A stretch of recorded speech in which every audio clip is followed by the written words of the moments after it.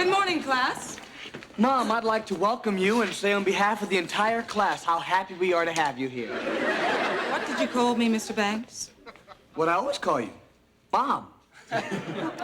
My name is not Mom. My name is Professor Banks. That is how I prefer to be addressed. Is that clear, class? Yes, Professor Banks. Black American history, gentlemen. From Africa to slavery to the present. Now, we've all heard of Frederick Douglass, Martin Luther King, and Booker T. Washington. But Black history includes a lot of people whose names and faces aren't remembered today.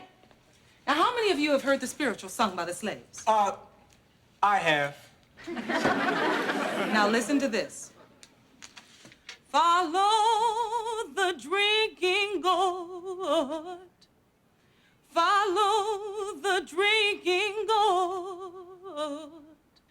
Follow the drinking gourd. For the old man's waiting for to carry me to freedom.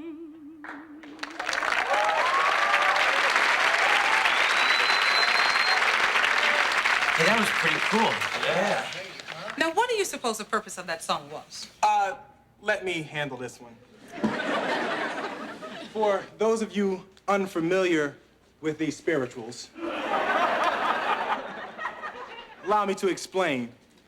The slaves used to sing them to keep their spirits up and their minds on God in the face of all the oppression that they suffered.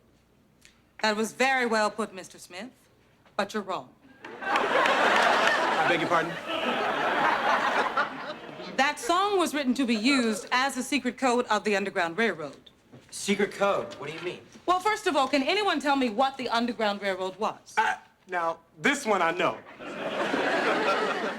The Underground Railroad was a group of people that led the slaves to freedom. And when was it established? During slavery.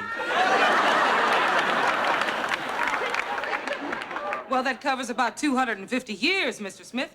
Care to narrow it down a bit? What do you mean, right now? Sit down, Mr. Smith. It was established during the 1840s. Harriet Tubman, an ex-slave, was one of the leaders. Now, these gospel songs were actually secret messages sent to tell the runaway slaves how to get to freedom. For example, the drinking gourd referred to the Big Dipper. When the slaves sang, "Follow the drinking gourd," that signaled to the runaway slaves to run towards the Big Dipper. Along the route, they would meet with the abolitionist and escape to freedom. Well, that's what I meant. Could you teach us one of the songs, Professor? Well, here's one called "Wade in the Water." Now, this song told the runaway slaves that the best escape route was along the river.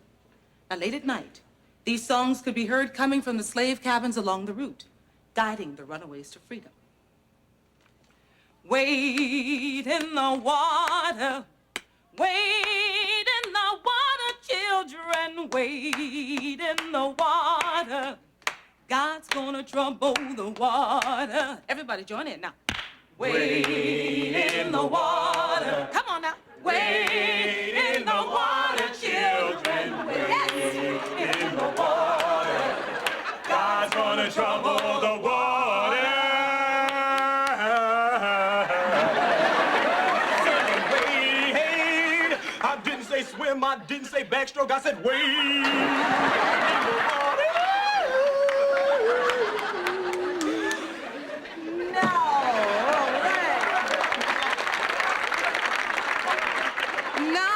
Bad, guys. Okay, next week's assignment will be a report on the Port Royal experiment and the Penn School, written by Mr. Smith. Who, me? This course was your idea, Mr. Smith. I think it only fitting that you be given the honor of the first assignment. Congratulations, Will. What an honor. Mr. Smith will write the first half of the report. The second half will be written by Mr. Banks. Who, me? I expect it to be at least 15 pages, typed double-spaced, with footnotes and the bibliography. This course was a brilliant idea, Will. She's your mom.